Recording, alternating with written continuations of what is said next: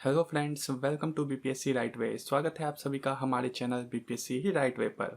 आज हम लोग लेकर आए हैं आपके ये बिहार करंट अफेयर्स, जो कि मार्च महीने का है। और इसमें हम लोग वे सभी महत्वपूर्ण करंट अफेयर्स को देखने जा रहे हैं जो कि आपके आगे आने वाली परीक्षा के दृष्टिकोण से अत्यंत महत्वपूर्ण होने जा रहा है। तो चलिए हम लोग शुरू करते हैं आज का सेशन और देखते हैं हमारा आज का पहला प्रश्न। हमारा आज का पहला प्रश्न है, अमेरिका के द सीन फिल्म फेस्टिवल में बिहार से कौन सा फिल्म चयनित हुआ है? तो हमारे उत्तर हो जाएंगे ललक। आइए हम लोग इससे संबंधित कुछ तथ्यों को भी देख लेते हैं। एक्टर प्रोड्यूसर राहुल वर्मा के द्वारा निर्मित फिल्म ललक ने अमेरिका के वाशिंगटन में हुए फिल्म फेस्टिवल में बेस्ट शॉर्ट फिल्म का अवार्ड अपने नाम किया है। ठीक है, इस फिल्म फेस्टिवल में दुनिया भर से अलग अलग देशों से सैकड़ों की संख्या में फिल्मों का रजिस्ट्रेशन हुआ था, जिसमें कि बेस्ट शॉर्ट फिल्म के लिए अलग अलग देशों से कुल 9 फिल्मों को चुना गया था, जिसमें भारत से भी 2 फिल्मों का नामांकन हुआ था। राहुल वर्मा के द्वारा निर्मित यह फिल्म पहली बार किसी विदेशी फिल्म फेस्टिवल में प्रदर्शित हुई है और इन्होंने पहली ही बार में अपने आप को साबित किया। तो यह फिल्म जो है बेस्ट शॉर्ट फिल्म के लिए नामित हुआ था। ठीक है, और इसके प्रोड्यूसर कौन थे? वे थे राहुल वर्मा। इसे याद रखेंगे। आगे बढ़ते हैं हम लोग, देखते हैं अगला प्रश्न। हमारा अगला प्रश्न है, बिहार के किस जिले में खुदाई के दौरान 3200 साल पुराने शहर के अवशेष प्राप्त हुए हैं? तो हमारे उत्तर हो जाएंगे नवादा।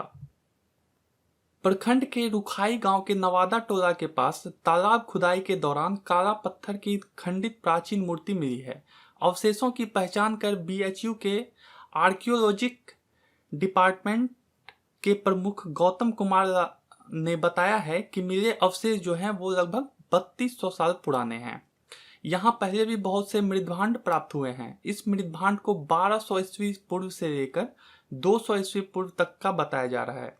उत्खनन में मिट्टी के बर्तन, मानव हड्डी, रिंग वेल, अनाज के दाने, मिट्टी का फर्श, मिट्टी के मनके, चित्रित धूसर मृदभांड, नगरीय व्यवस्था के अवशेष और 5 कमरों का मकान सहित कई अवशेष यहाँ से प्राप्त हो चुके हैं। ठीक है, तो इसमें आपको बस याद रखना है कि अभी जो हाल ही में मिला है 3200 साल पुराने शहर का अवशेष, वो कहाँ पे मिला है? तो वो मिला है नवादा से। ठीक है, आगे बढ़ते हैं हम लोग, देखते हैं अगला प्रश्न। हमारा अगला प्रश्न है, बिहार में कहाँ पर विक्रमशिला महोत्सव का आयोजन किया गया? तो हमारे उत्तर हो जाएंगे भागलपुर। आइए इससे संबंधित कुछ तथ्यों को भी देख लेते हैं। बिहार में भागलपुर जिले के अंतिचक गांव में पर्यटन विभाग एवं जिला प्रशासन के सहयोग से आयोजित 3 दिवसीय विक्रमशिला महोत्सव रंगारंग कार्यक्रम के साथ आरंभ हुआ। 3 दिनों तक चलने वाले विक्रमशिला महोत्सव में राष्ट्रीय, प्रदेश एवं स्थानीय स्तर के कलाकारों के द्वारा रंगारंग सांस्कृतिक कार्यक्रमों की प्रस्तुति दी गई। तो बहुत ही महत्वपूर्ण प्रश्न है, इसे याद रखेंगे कि विक्रमशिला महोत्सव का आयोजन कहाँ पे किया गया? तो वह किया गया भागलपुर में। आगे बढ़ते हैं हम लोग, देखते हैं अगला प्रश्न। हमारा अगला प्रश्न है, हाल ही में बिहार के किस व्यक्ति को दिल्ली में हिंदू सेतु सम्मान से सम्मानित किया गया है? अगेन महत्वपूर्ण प्रश्न। तो हमारे उत्तर हो जाएंगे डॉक्टर अमरनाथ पाठक। मगध विश्वविद्यालय प्रशासनिक पदाधिकारी डॉक्टर अमरनाथ पाठक हिंदू सेतु सम्मान से सम्मानित किए गए। शनिवार को दिल्ली में साहित्यिक सांस्कृतिक शोध संस्था मुंबई के द्वारा आयोजित अंतर्राष्ट्रीय सम्मेलन में देश के दूसरे प्रधानमंत्री स्वर्गीय लाल बहादुर शास्त्री के सुपुत्र तथा पूर्व मंत्री व सांसद सुशील शास्त्री ने हिंदू सेतु सम्मान से इन्हें सम्मानित किया।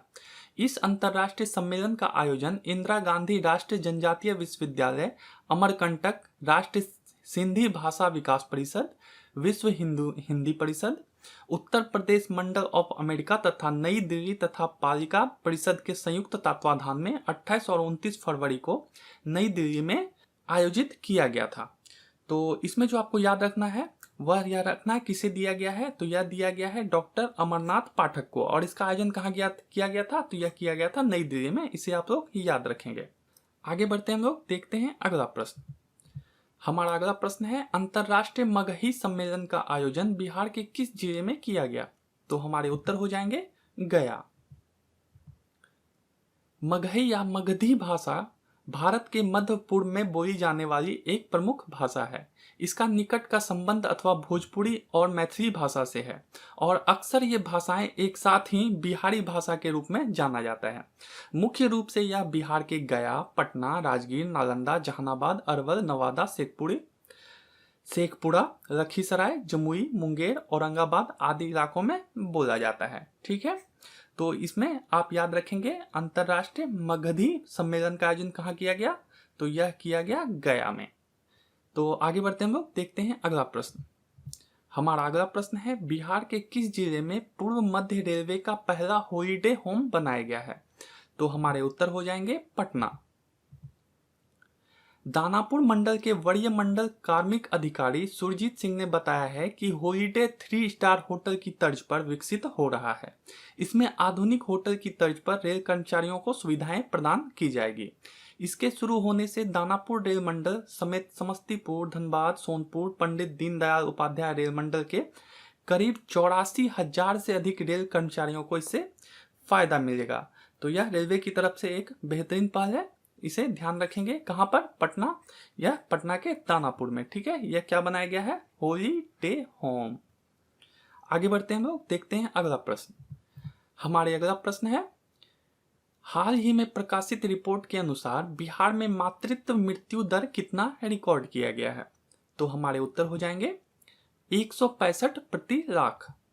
मातृ मृत्यु दर को गर्भावस्था से संबंधित कारणों या गर्भावस्था की समाप्ति के 42 दिनों के भीतर प्रति 1 लाख जीवित जन्म में मातृ मृत्यु की संख्या के रूप में इसे परिभाषित किया गया है।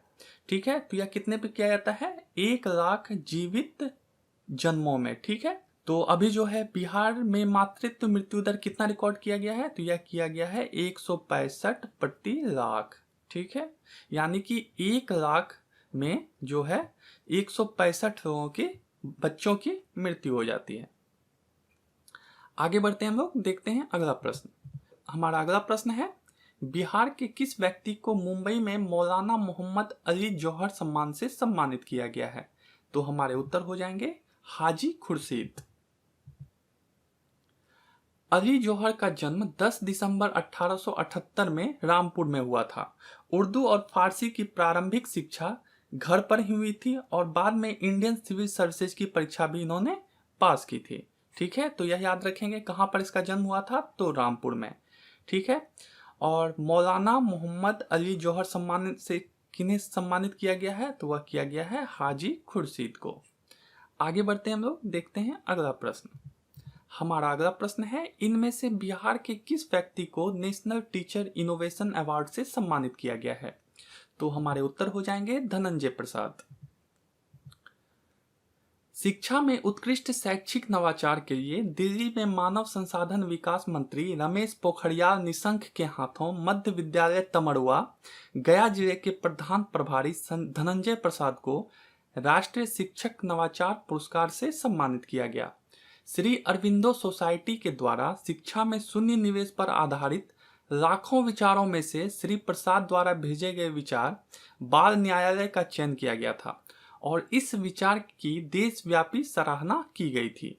Teacher innovation award Shri Aurobindo society के द्वारा आयोजित भारत भर में शिक्षा की पहल में शून्य निवेश अभिनव विचारों के लिए एक राष्ट्रीय पुरस्कार है। ZIIEI एक बड़े पैमाने पर शिक्षक आउटरीच पहल है जिसकी शुरुआत 2015 में श्री अरविंदो सोसाइटी ने अपने राष्ट्रव्यापी शिक्षा परिवर्तन कार्यक्रम रूपांतर के एक भाग के रूप में किया था। तो यह बहुत ही महत्वपूर्ण प्रश्न है, इसे आप लोग याद रखेंगे कि नेशनल टीचर इनोवेशन अवार्ड से किसे सम्मानित किया गया, तो वह किया गया है धनंजय प्रसाद को। ठीक है, तो यह आप लोग याद रखेंगे। आगे बढ़ते हैं हम लोग, देखते हैं अगला प्रश्न। हमारा अगला प्रश्न है, बिहार में पहली बार किस एयरपोर्ट से कार्गो सेवा प्रारंभ किया गया है, तो हमारे उत्तर हो जाएंगे गया एयरपोर्ट। यहाँ से इंटरनेशनल फ्लाइटों के ऑपरेट होने के कारण इससे आर्थिक विकास में कई नए रास्ते खुलेंगे। बिहार की शाही लीची, मधुबनी पेंटिंग्स, तिलकुट, अनारस, लाई आदि का जो है इंटरनेशनल मार्केट में बहुत ज़्यादा डिमांड है, जिसे कि आसानी से यहाँ से एक्सपोर्ट किया जा सकेगा। महाबोधि मंदिर में भी है वार्षिक पूजा सत्र के दौरान बहुत सारी सजावट की फूलें जो है वह विदेश से आयात किए जाते हैं, तो उसको मंगाने में भी जो है इसका बहुत बड़ा योगदान होगा। तो यह बहुत ही महत्वपूर्ण पहल है बिहार सरकार की ओर से, तो इसे आप लोग ध्यान रखेंगे कि किस एयरपोर्ट से कार्गो सेवा प्रारंभ किया गया है, तो वह किया गया है गया एयरपोर्ट से। आगे बढ़ते हैं हम लोग, देखते हैं अगला प्रश्न। हमारा अगला प्रश्न है बिहार के कितने शहरों में integrated command and control centre बनाने की घोषणा की गई है, तो हमारे उत्तर हो जाएंगे 4। स्मार्ट सिटी में एक ही जगह से पूरे शहर की ट्रैफिक से लेकर सफाई तक की सभी व्यवस्था को कंट्रोल किया जाएगा। किस मोड़ या चौराहे पर कितने ट्रैफिक नियमों का उल्लंघन किया गया, कहाँ की ट्रैफिक स्वास्थ्य व्यवस्था जो है गड़बड़ है, किस शहर पर चौराहे के डस्टबिन में कचरा भरा है, ये सभी जो है वह इंटीग्रेटेड कमांड कंट्रोल सेंटर से के द्वारा जो है इसका व्यवस्था किया जाएगा। यह व्यवस्था मास्टर सिस्टम इंटीग्रेशन प्रोजेक्ट के तहत मिलेगी। इस प्रोजेक्ट के तहत स्मार्ट सॉल्यूशन के तहत कमांड कंट्रोल सिस्टम की भी स्थापना की जाएगी। सीसीटीवी से निगरानी, एलईडी स्ट्रीट लाइट, पर्यावरण की जानकारी के लिए सेंसर, वाईफाई जोन की स्थापना और कचरा व आपदा प्रबंधन का भी इसमें इस्तेमाल किया जाएगा। इसमें से मुख्य मंदिरों, नाला का विकास, हार्डिंग पार्क का विकास, अदालतगंज क्षेत्र का पुनर्विकास, वीरचंद पटेल मार्ग, जन सेवा केंद्र, चाइल्ड और एजुकेशन विकास आदि इसमें शामिल किए गए हैं। तो यह एक महत्वपूर्ण कदम है कि कितने शहरों में इंटीग्रेशन कमांड कंट्रोल सेंटर बनाने की घोषणा की गई है, तो वह किया गया है 4। ठीक है, आगे बढ़ते हैं हम लोग, देखते हैं अगला प्रश्न। हमारा अगला प्रश्न है इंडिया पोस्ट पेमेंट बैंक की एक रिपोर्ट के अनुसार बिहार का पोस्ट पेमेंट बैंक में खाता खुलवाने में कौन सा स्थान है, तो हमारे उत्तर हो जाएंगे 3। यह पूरी तरह से एक डिजिटल अकाउंट है, यानी कि यह आपके लिए चलता फिरता बैंक है। इसमें जीरो बैलेंस के साथ अकाउंट खोलने, डोर स्टेप बैंकिंग जैसी कई सुविधाएं मिल सकती है। यह इंडिया पोस्ट पेमेंट बैंक जो है एक ऐसा बैंक है जिसके जरिए उन ग्रामीण क्षेत्रों को बैंकिंग से जोड़ने की कोशिश की गई है जहां बैंक नहीं है। इंडिया पोस्ट पेमेंट बैंक में शहरी पोस्ट ऑफिसों में भी खाता खुलवाया जा सकता है। यह पोस्ट ऑफिस के सेविंग अकाउंट से एक अलग तरह का है।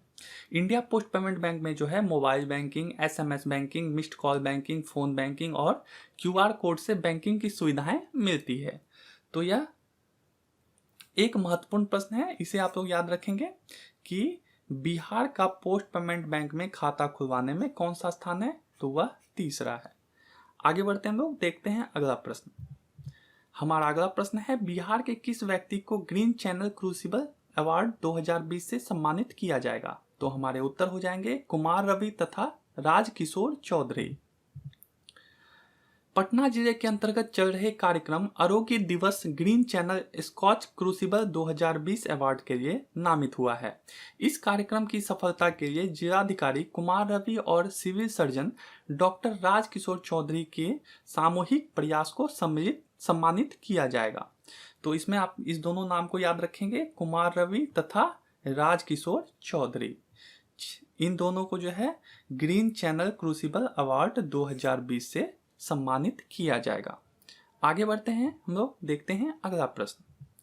हमारा अगला प्रश्न है राज्य में जल जीवन हरियाली दिवस कब से कब तक प्रारंभ की गई है, तो हमारे उत्तर हो जाएंगे 3 मार्च।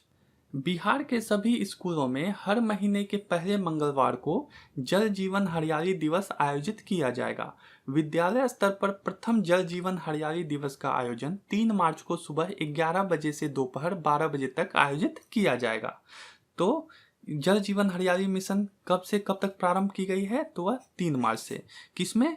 बिहार के सभी स्कूलों और हर महीने के मंगलवार को जल जीवन हरियाली दिवस का आयोजन किया जाएगा।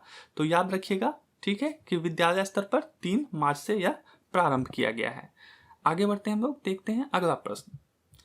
हमारा अगला प्रश्न है निजी भवनों पर सोलर प्लांट स्थापित करने के लिए राज्य सरकार के द्वारा कितना अनुदान दिया जाने की घोषणा की गई है, तो हमारे उत्तर हो जाएंगे 25%।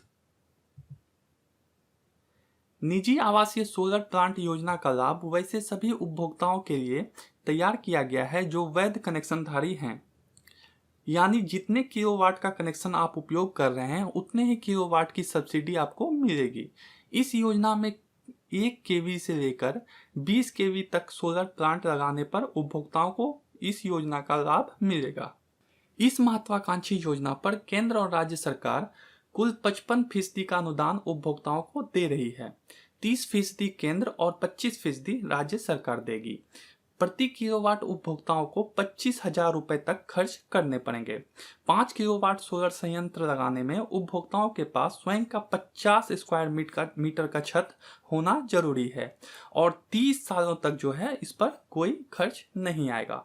तो यह महत्वपूर्ण प्रश्न है कि सोलर प्लांट स्थापित करने के लिए राज्य सरकार के द्वारा कितना अनुदान दिया जा रहा है, तो वह दिया जा रहा है 25%।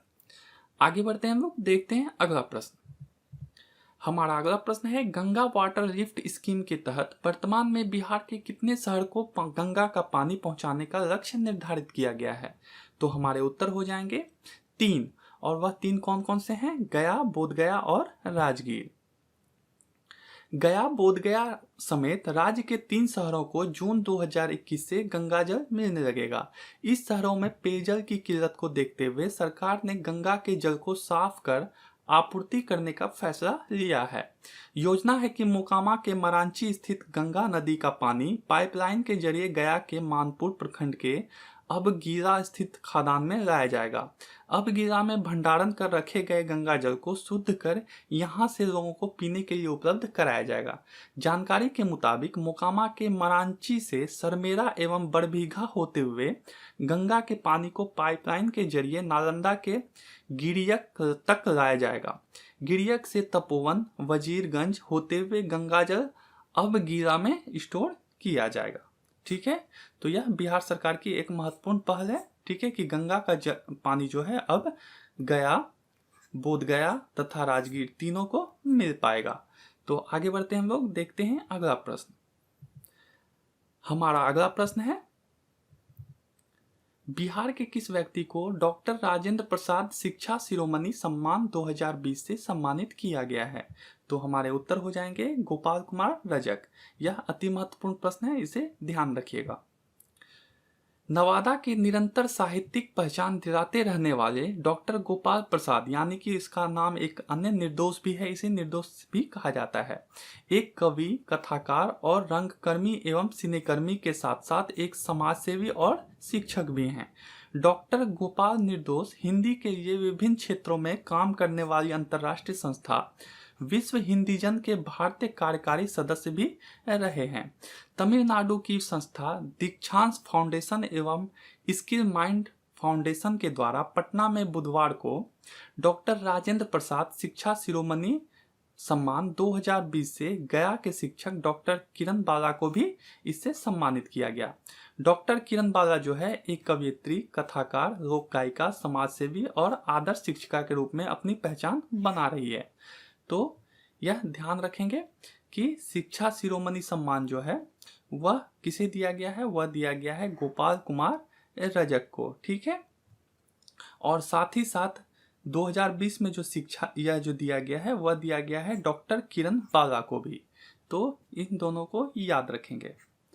आगे बढ़ते हैं हम लोग, देखते हैं अगला प्रश्न। हमारा अगला प्रश्न है, पीएम जन औषधि केंद्र के तहत 7 जन औषधि केंद्र स्थापित किए जाने हैं, जिसमें बिहार के एक जिले को चुना गया है जहां जन औषधि केंद्र खोला जाएगा। वह जिला कौन सा है? तो हमारे उत्तर हो जाएंगे मुजफ्फरपुर। प्रधानमंत्री जन औषधि केंद्र में मिलने वाले 750 से अधिक प्रकार की दवाएं मिल रही है। इन दवाओं की कीमत बाजार में मिलने वाली दवा से 4 से 5 गुना तक कम होती है, यानी जो दवा बाजार में 100 रुपए में मिल रहा है वैसी दवाएं प्रधानमंत्री जन औषधि केंद्र में महज 20 में मिल जाता है, जबकि इन केंद्रों पर मिलने वाली दवाओं की गुणवत्ता बाजार में मिलने वाली दवाओं की तरह ही होती है।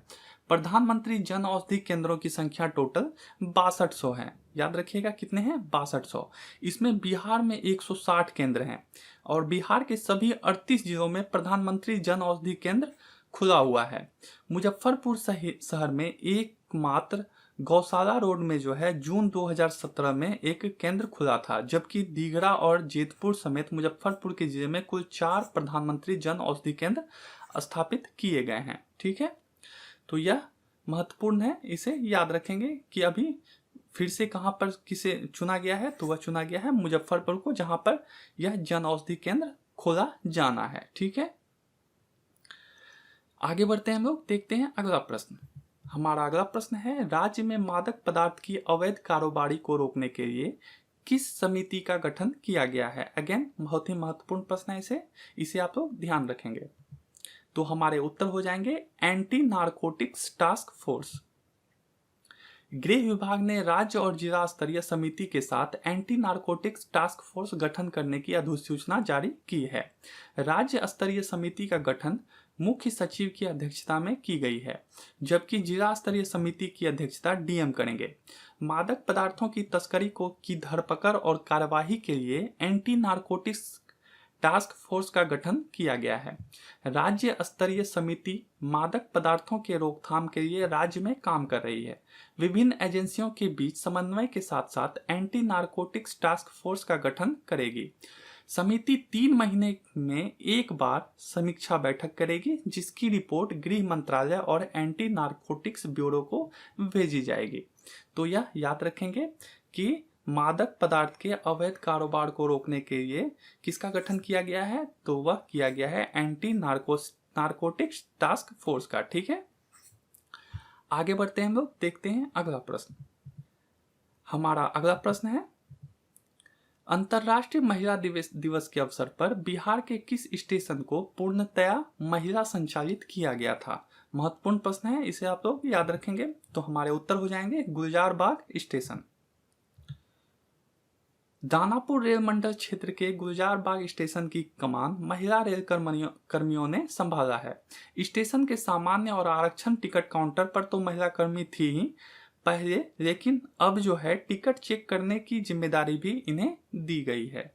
तो यह बहुत ही महत्वपूर्ण पहल है रेलवे की ओर से, तो इसे आप लोग बिल्कुल याद रखेंगे। अंतर्राष्ट्रीय महिला दिवस के अवसर पर बिहार के किस स्टेशन को पूर्णतया महिला संचालित किया गया, तो वह किया गया गुलजार बाग स्टेशन को।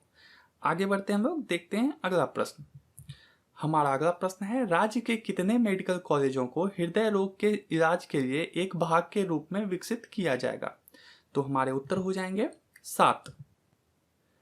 स्वास्थ्य मंत्री मंगल पांडे ने विधानसभा में कहा है कि राज्य के 33 जिला अस्पतालों को हृदय रोगियों के स्टेबलाइज करने के लायक विकसित किया जा रहा है। वहां हार्ट रोग की जांच कर सामान्य उपचार किया जाएगा। इस चयनित 33 अस्पतालों में प्रशिक्षित स्टाफ नर्स और सक्षम स्वास्थ्य कर्मी ईसीजी करेंगे और डॉक्टर उनके अनुसार इलाज कर मरीजों को स्टेबलाइज करेंगे और फिर मेडिकल कॉलेज अस्पतालों में उन्हें रेफर कर दिया जाएगा।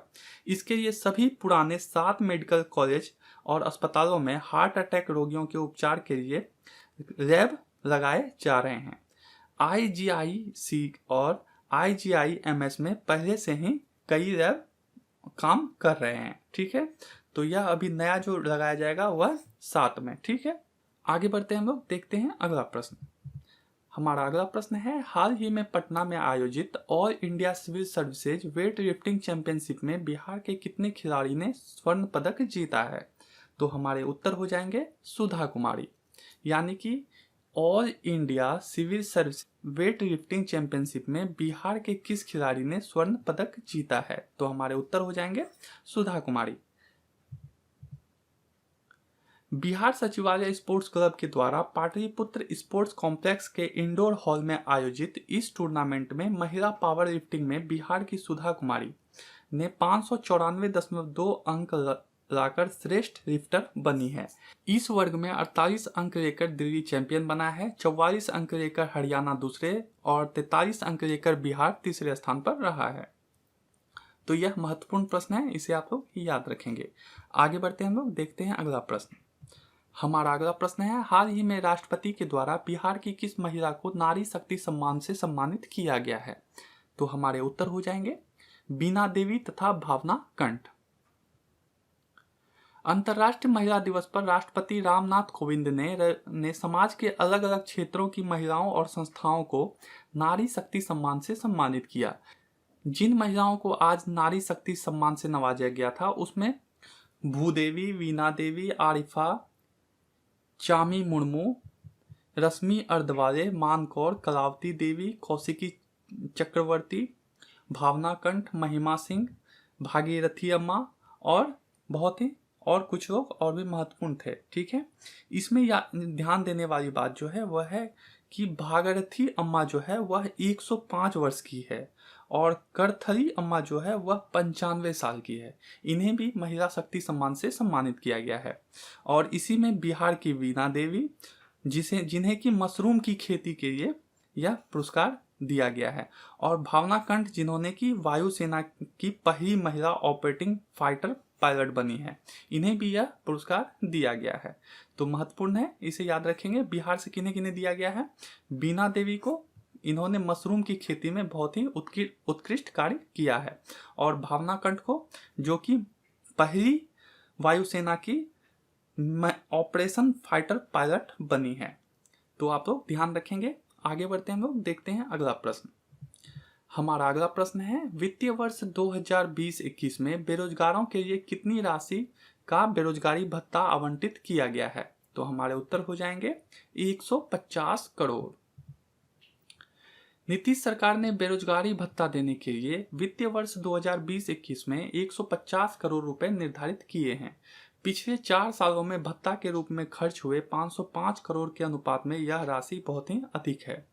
अब सरकार का प्रयास है कि आवेदन करने से पहले उनकी जांच हो और काउंसलिंग की जाए, ताकि वित्तीय वर्ष 2020-21 में राज्य के सभी योग्य आवेदकों को भत्ता मिल सके।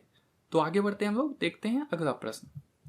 तो हमारा अगला प्रश्न है, पटना के पाटलिपुत्र खेल परिसर में आयोजित all India civil services building championship में कौन सा राज्य चैंपियन बना?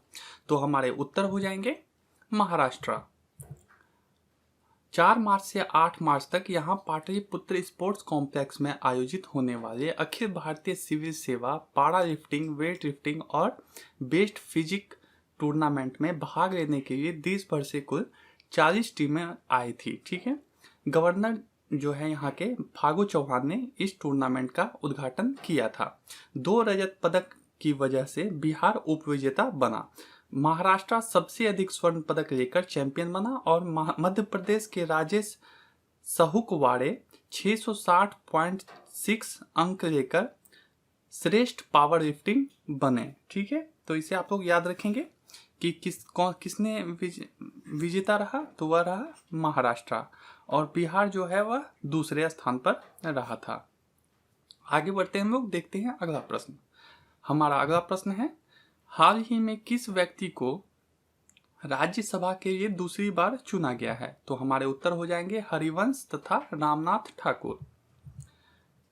राज्यसभा के उपसभापति हरिवंश और बिहार सरकार के पूर्व मंत्री रामनाथ ठाकुर लगातार दूसरी बार जेडीयू से राज्यसभा जाएंगे। पार्टी प्रदेश अध्यक्ष वशिष्ठ नारायण सिंह और सांसद आरसीपी सिंह ने प्रेस कॉन्फ्रेंस में इसकी जानकारी दी थी। आगे बढ़ते हैं, लोग देखते हैं अगला प्रश्न। हमारे अगला प्रश्न है, वित्तीय वर्ष 2020-21 में बाल बजट में कितने प्रतिशत की वृद्धि की गई है? तो हमारे उत्तर हो जाएंगे 10%।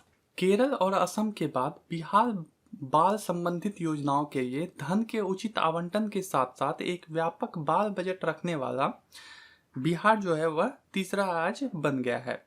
बिहार ने 2020-21 में शिक्षा के लिए अपने बजट का कुल 19.3% आवंटित किया है, जो कि 21,264 करोड़ है। ठीक है, सर्व शिक्षा अभियान के लिए 14,014 करोड़ रुपए आवंटित किए गए हैं, और माध्याह्न भोजन योजना के लिए जो है वह 2,554 करोड़ रुपए आवंटित किए गए हैं, और एकीकृत बाल विकास योजना के लिए जो है यह 2,894 करोड़ रुपए जो है वह आवंटित किए गए हैं। तो याद रखिएगा कि 2020-21 में बाल बजट के लिए कितने प्रतिशत की वृद्धि की गई है? तो वह 10% की गई है। आगे बढ़ते हैं, हम लोग देखते हैं अगला प्रश्न। हमारा अगला प्रश्न है, जल जीवन हरियाली अभियान के तहत रूफटॉप गार्डन के लिए सरकार के द्वारा कितनी सब्सिडी दी जाएगी? तो हमारे उत्तर हो जाएंगे 50%। कृषि विभाग इच्छुक लोगों को 300 वर्ग फुट क्षेत्र में अभ्यास के लिए आवश्यक इनपुट की लागत पर 50% अनुदान देगा। छतों पर बागवानी और बागवानी गतिविधियों से पर्यावरण परिस्थितियों को सुधारने का एक हद तक जलवायु असंतुलन को भी बहाल करने में इससे मदद मिलेगी। कई सरकारी भवनों पर रूफ गार्डन एवं रेन वाटर हार्वेस्टिंग सिस्टम का कार्य जारी है ताकि जल स्तर जो है वह बना रहे। घट रही बारिश के दुष्परिणाम से पृथ्वी को बचाने के लिए हम सबको इस तरह का कार्य करना चाहिए। ठीक है, तो याद रखिएगा कि रूफ टॉप गार्डन के लिए कितना सब्सिडी दी जाएगा? तो वह दी जाएगी 50%। ठीक है, जल जीवन हरियाली अभियान के तहत। आगे बढ़ते हैं हम लोग, देखते हैं अगला प्रश्न। हमारा अगला प्रश्न है, मुख्यमंत्री नीतीश कुमार को किस संस्थान के द्वारा नेशनल इंटीग्रेशन अवार्ड 2020 से सम्मानित किया गया है? अति महत्वपूर्ण प्रश्न, इसे आप लोग ध्यान रखेंगे। तो हमारे उत्तर हो जाएंगे अजमेर दरगाह शरीफ कमेटी। ठीक है, बिहार सरकार अजमेर में सुल्तानुल हिंद ख्वाजा मोइन उद्दीन चिश्ती के आस्थाने से करीब 6 किलोमीटर दूर कायर में बिहार सदन का निर्माण कराएगी। ख्वाजा गरीब नवाज दरगाह कमेटी के वरीय सदस्य अलहाज मोहम्मद फारूक आजम ने गुरुवार को मुख्यमंत्री नीतीश कुमार को ख्वाजा गरीब नवाज के तोहफे के रूप में साल टोपी भेंट किए। उन्हें दस्तारबंदी की। सीएम को नेशनल इंटीग्रेशन अवार्ड 2020 से भी सम्मानित किया गया। तो इसे आप लोग ध्यान रखेंगे। आगे बढ़ते हम लोग, देखते हैं अगला प्रश्न। हमारा अगला प्रश्न है, बिहार के किस व्यक्ति का नाम golden book of world record में शामिल किया गया है? तो हमारे उत्तर हो जाएंगे किसरे शर्मा। बिहार की राजधानी पटना के किसरे शर्मा ने 2500 से ज्यादा मैथ्स के फॉर्मूले को संग्रहित कर गोल्डन बुक ऑफ वर्ल्ड में अपना नाम दर्ज कराया है। महान गणितज्ञ वशिष्ठ नारायण को अपना आदर्श मानने वाले किसरे ने सबसे ज्यादा मैथमेटिक्स फॉर्मूला बनाने का वर्ल्ड रिकॉर्ड बनाकर golden book of world record में अपना नाम दर्ज कराया है। किसरे ने 2-3 साल की कड़ी मेहनत के बाद यह मुकाम हासिल किया है। किसरे ने फॉर्मूले को गढ़ने के लिए 500 से 600 किताब तक पढ़ डाले थे। ठीक है, तो यह इंपॉर्टेंट है, इसे याद रखेंगे। किसरे शर्मा को golden book of world record में शामिल किया गया है। और क्यों किया गया है? क्योंकि इन्होंने 2500 से ज्यादा जो है मैथ्स के फॉर्मूले संग्रहित कर लिए। आगे बढ़ते हैं हम लोग, देखते हैं अगला प्रश्न। हमारा अगला प्रश्न है, राज्य सरकार के द्वारा ई रिक्शा तथा कृषि में प्रयोग किए जाने वाले उपकरण पर टैक्स माफ किए जाने को लेकर कौन सी योजना चलाई जा रही है? तो हमारे उत्तर हो जाएंगे सर्व क्षमा योजना।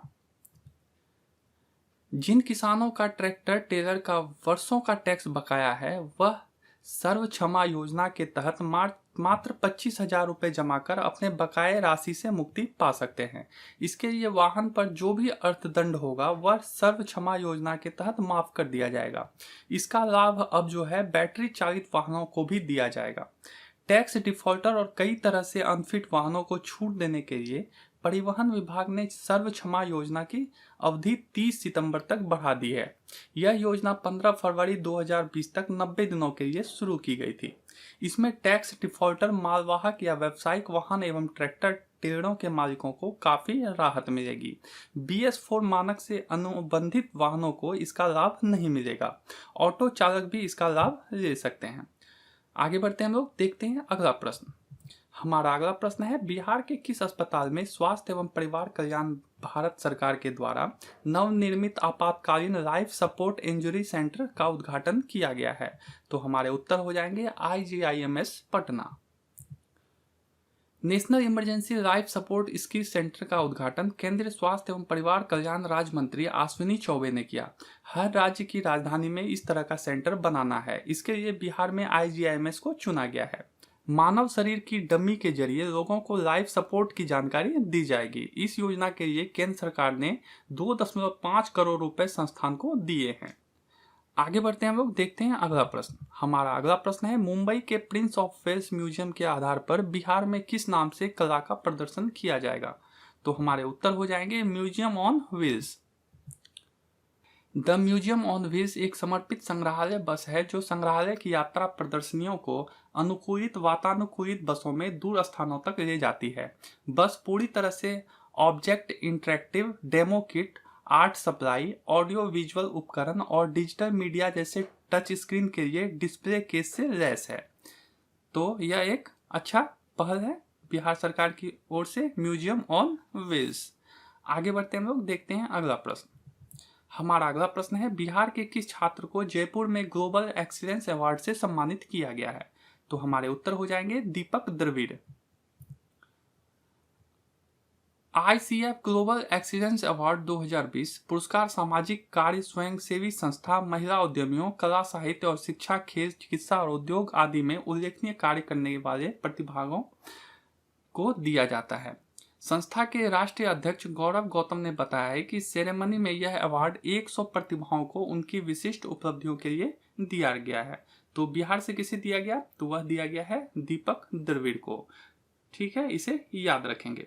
आगे बढ़ते हैं हम लोग, देखते हैं अगला प्रश्न। हमारा अगला प्रश्न है, हाल ही में बिहार के किस अस्पताल के द्वारा पहली बार लीवर का प्रत्यारोपण किया गया है? तो हमारे उत्तर हो जाएंगे IGIMS Patna. Indira Gandhi institute of medical science में बिहार का पहला लीवर प्रत्यारोपण हुआ। इसके लिए state organ and tissue transplant organisation का मुख्यालय IGIMS को बनाया गया है। इसके तहत राज्य में अंग प्रत्यारोपण की मॉनिटरिंग IGIMS से ही हुई है। IGIMS के सोटो कार्यालय में कंप्यूटराइज सिस्टम बनाया गया है।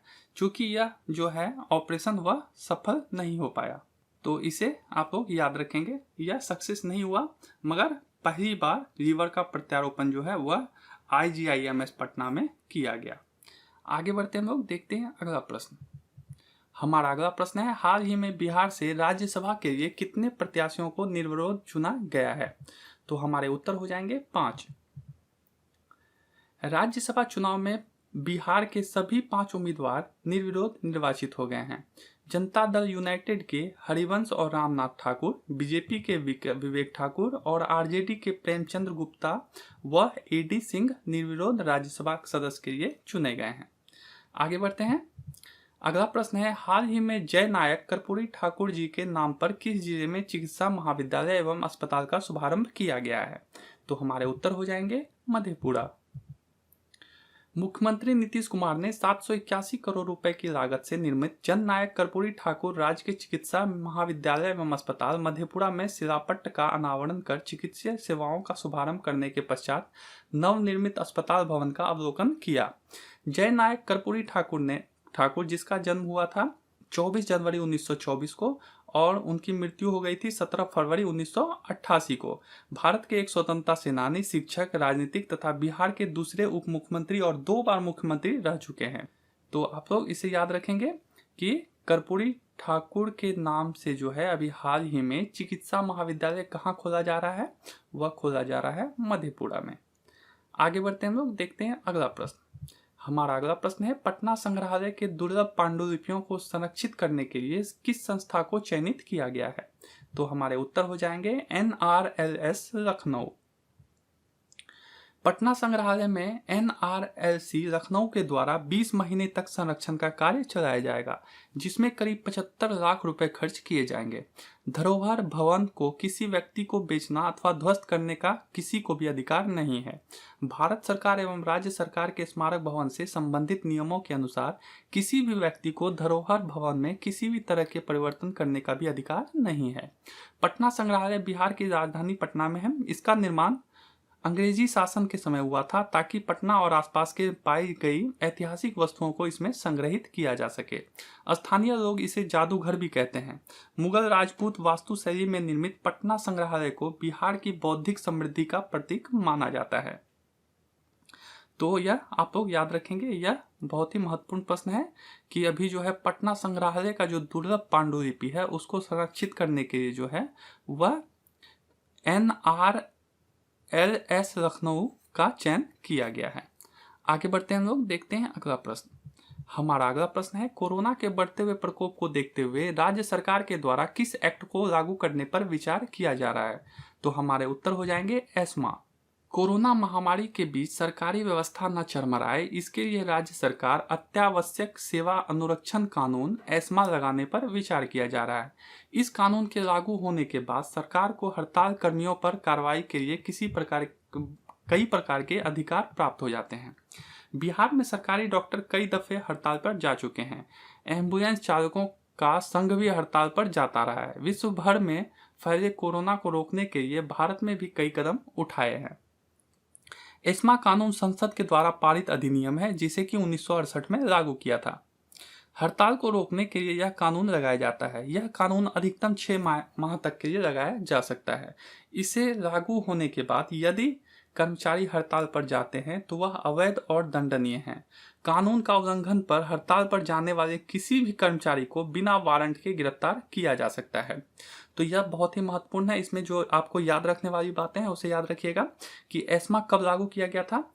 ये एस्मा जो है वह कब लागू किया गया था, यह 1968 में लागू किया गया था।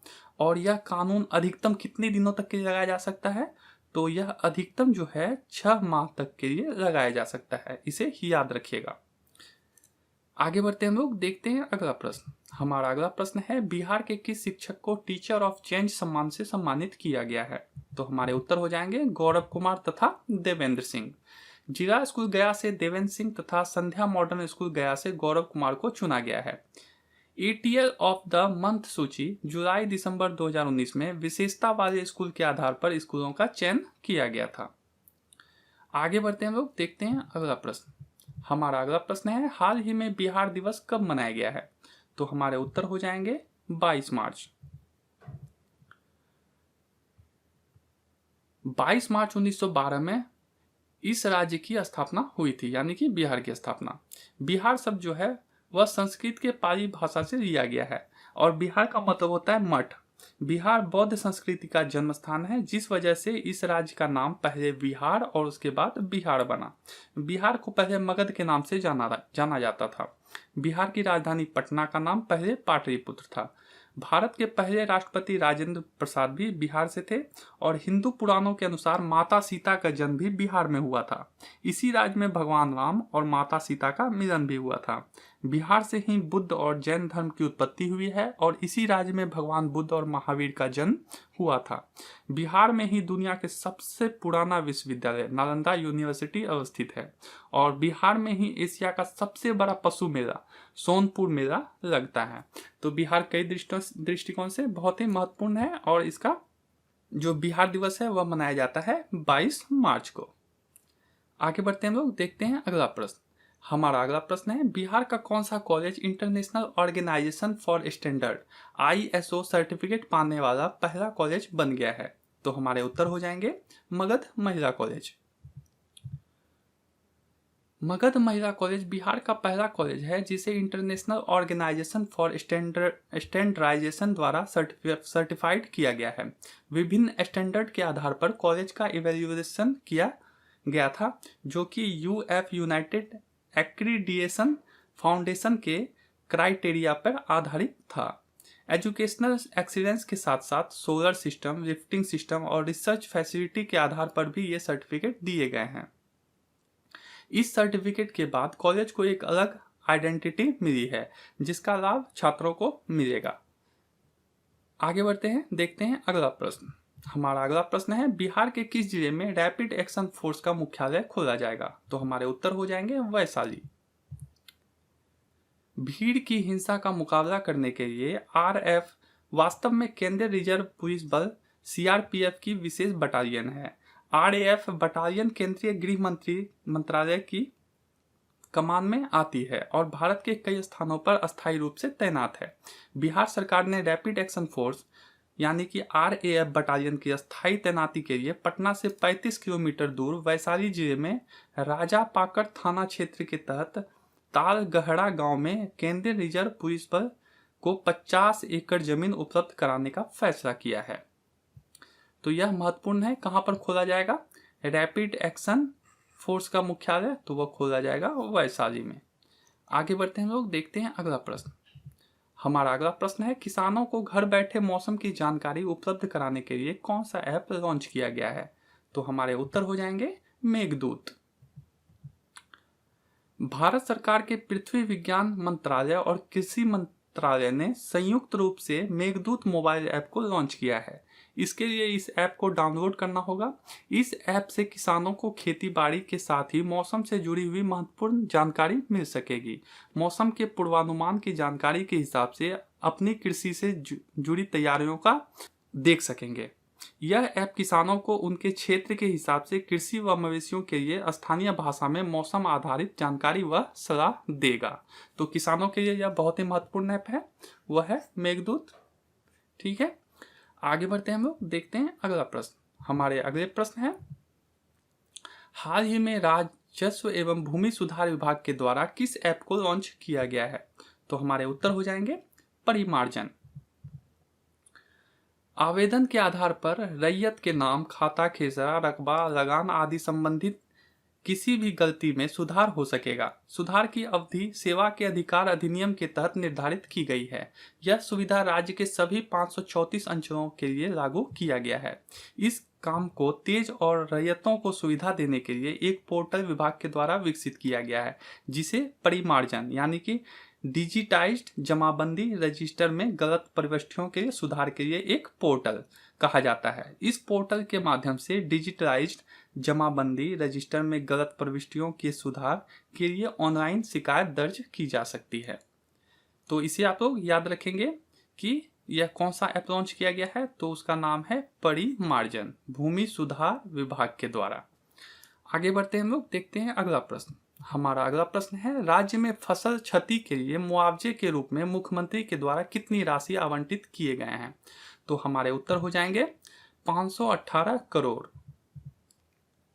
बिहार सरकार ने बेमौसम बारिश और ओलावृष्टि से हुए फसल नुकसान की भरपाई के लिए 518 करोड़ रुपए खर्च करने का फैसला किया है। राज्य के कृषि विभाग सचिव एन सरवन कुमार ने जानकारी दी है कि राज्य में 3,84,000 से अधिक रकबे में 33% से अधिक फसल का नुकसान हुआ है। इस दौरान प्रति हेक्टेयर के हिसाब से 13,500 रुपए का मुआवजा दिया जाएगा। तो यह महत्वपूर्ण है, 518 करोड़ रुपए जो है वह फसल क्षति के लिए, यहाँ पे क्षति होगा, क्षति के लिए मुआवजे के रूप में जो है आवंटित किए गए हैं। आगे बढ़ते हैं हम लोग, देखते हैं अगला प्रश्न।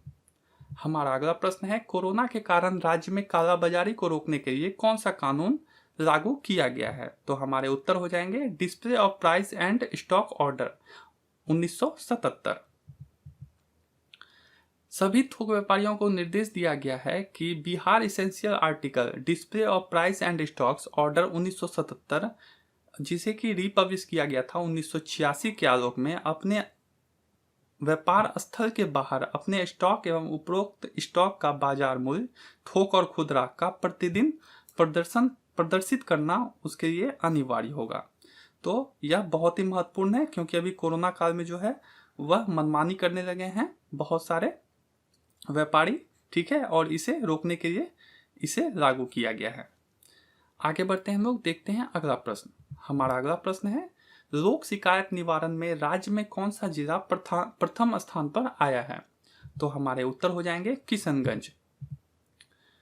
सर्वसाधारण की शिकायतों का एक निश्चित समय सीमा में समाधान करने के उद्देश्य से 5 जून 2016 से पूरे राज्य में बिहार लोक शिकायत निवारण अधिनियम लागू किया गया था। इस कानून के सभी आवेदकों को 60 कार्य दिवसों में उसकी शिकायतों को सुनना, उसका निवारण का अवसर तथा उस पर निर्णय की सूचना प्राप्त होने का कानूनी अधिकार प्राप्त हो गया है। रैंकिंग के लिए निर्धारित कुल 100 अंकों में सुपौल जिला को 87.29 अंक प्राप्त हुआ था और किशनगंज को जो है वह 89.04 अंक लाया था, जिसमें किशनगंज जो है वह पहले नंबर पर था और सुपौल जो है वह दूसरे नंबर पर था। आगे बढ़ते हैं लोग, देखते हैं अगला प्रश्न। हमारा अगला प्रश्न है, बिहार के किस जिले में 56.99 करोड़ की लागत से 560 आवासन क्षमता वाले अल्पसंख्यक आवासीय स्कूल निर्माण को मंजूरी दी गई है? तो हमारे उत्तर हो जाएंगे दरभंगा। मंत्रिमंडल ने अल्पसंख्यक आवासीय विद्यालय योजना के तहत दरभंगा जिले के केवटी में 560 आवासन क्षमता वाले अल्पसंख्यक आवासीय विद्यालय के भवन निर्माण का प्रस्ताव स्वीकृत किया है। इस कार्य के लिए 56.99 करोड़ रुपए आवंटित किए गए हैं। आगे बढ़ते हैं हम लोग, देखते हैं अगला प्रश्न। हमारा अगला प्रश्न है, इंद्रपुरी जलाशय योजना के तहत कितने जिलों के किसानों को सिंचाई सुविधा उपलब्ध कराई जाएगी? तो हमारे उत्तर हो जाएंगे 8। 1973 में हुए समझौते के अनुसार बिहार को सोन नदी से 7.75 मिलियन एकड़ फीट पानी मिलनी है। 1990 में कदवन डैम, जिसे कि अब इंद्रपुरी जलाशय के नाम से जाना जाता है, का शिलान्यास हुआ था, लेकिन वह कागजों में ही रह गया। सीएम नीतीश कुमार ने 14 फरवरी 2017 को रोहतास का दौरा कर इंद्रपुरी जलाशय योजना का जीर्णोद्धार करने का निर्देश दिया। इनसे जो है कौन कौन से जिले लाभान्वित होंगे? तो इससे जो है पटना, रोहतास, कैमूर, भोजपुर, बक्सर, औरंगाबाद, अरवल और गया जो है वह लाभान्वित होंगे। तो इसमें यह याद रखिएगा कि पहले इसे कदवन डैम कहा जाता था और इसे ही अब जो है इंद्रपुरी जलाशय परियोजना का नाम दिया गया है और यह 1990 से ही इस पर कार्य चल रहा था, जो कि पूरा नहीं हो पाया था। आगे बढ़ते हैं हम लोग, देखते हैं अगला प्रश्न। हमारा अगला प्रश्न है, बिहार के किस जिले में आईटी समूह की कंपनी के द्वारा 1200 करोड़ की लागत से फूड प्रोसेसिंग यूनिट स्थापित किया जा रहा है? तो हमारे उत्तर हो जाएंगे मुजफ्फरपुर। आईटी ग्रुप के प्रधान चितरंजन धर ने बताया है कि बियाडा कंपनी को मुजफ्फरपुर में मोतीपुर चीनी मिल की जमीन दे रहा है। उद्योग मंत्री ने कंपनी के लोगों को बताया है कि आधारभूत संरचना, बिजली, सड़क और पानी की उपलब्धता के कारण निवेशक जो है वह यहां आकर्षित हो रहे हैं। राज्य में निवेश प्रोत्साहन परिषद को बढ़ावा देने के लिए ऑनलाइन निवेश प्रस्ताव को मंजूरी दी जा रही है। औद्योगिक निवेश प्रोत्साहन नीति 2016 के अनुरूप सभी स्थापित इकाइयों को यह सुविधा दी जा रही है। आगे बढ़ते हैं हम लोग, देखते हैं अगला प्रश्न। हमारा अगला प्रश्न है, हाल ही में बिहार के अकुशल मजदूरों की न्यूनतम मजदूरी दर में कितने रुपए की वृद्धि की गई है? तो हमारे उत्तर हो जाएंगे 11 रुपए। 1 अप्रैल से श्रमिकों की मजदूरी में 4% की वृद्धि की गई है। अकुशल मजदूरों की मजदूरी में 11 रुपए की बढ़ोतरी के बाद प्रतिदिन 277 रुपए से बढ़कर अब 288 रुपए उन्हें मिलेंगे। कुशल मजदूर को प्रतिदिन 14 रुपए की बढ़ोतरी के बाद मजदूरी जो है वह 352 से बढ़कर 366 रुपए प्रतिदिन हो गया है। उच्च कुशल क्षमता की मजदूरी 17 रुपए बढ़कर 446 रुपए प्रतिदिन मिलेंगे और सुपरवाइजर लिपिकीय वर्ग के कर्मी की प्रति माह 318 रुपए की बढ़ोतरी के बाद न्यूनतम 8,273 रुपए उन्हें दिया जाएगा। महंगाई के आधार पर न्यूनतम मजदूरी में प्रतिवर्ष 2 बार बढ़ोतरी होती है।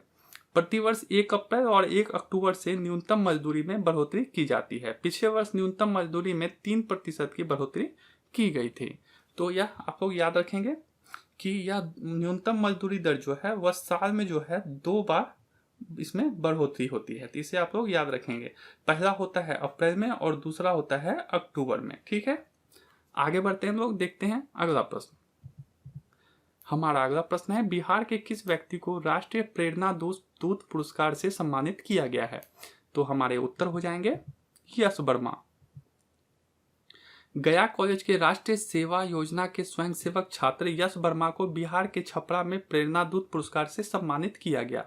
यह पर्यावरण संरक्षण के लिए इन्होंने कई कार्य किए थे, जैसे कि वृक्षारोपण, प्लास्टिक छोड़ो अभियान, जल बचाओ अभियान के साथ साथ सामाजिक हितों में भी इन्होंने बहुत सारे कार्य किए।